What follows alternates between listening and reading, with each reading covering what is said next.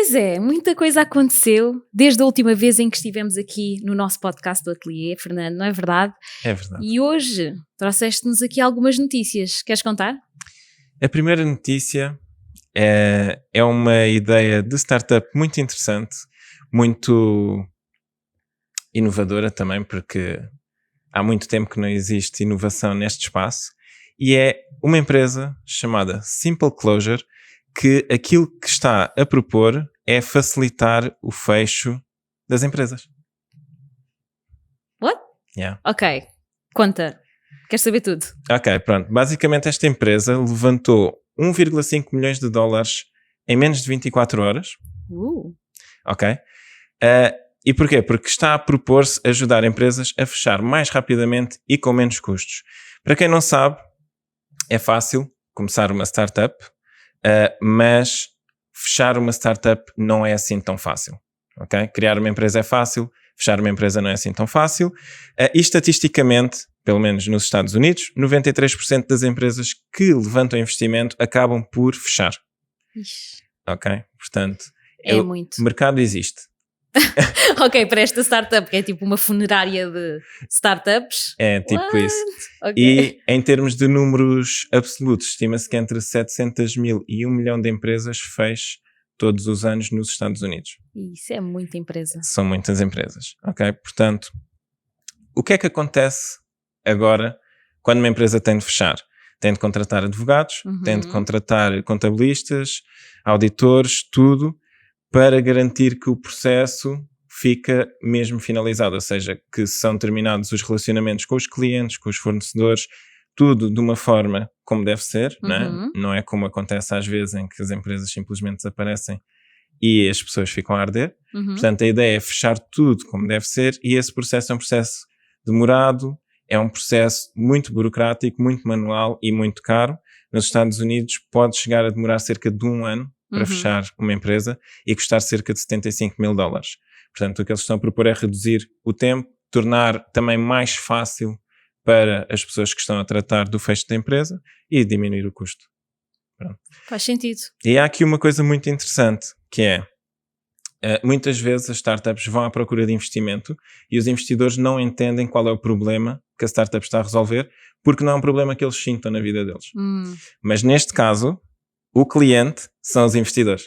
Pois. Por isso é que eles tiveram tanta facilidade em levantar dinheiro assim em 24 horas, sem pitch deck. Foi uma coisa assim. Está uma coisa muito engraçada. Muito engraçada. Isso é espetacular. E como é que eles se propõem a resolver este problema?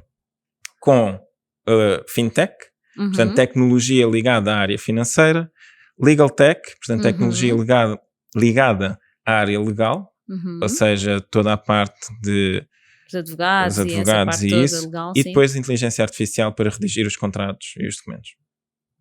Ok. Vamos ver como é que corre.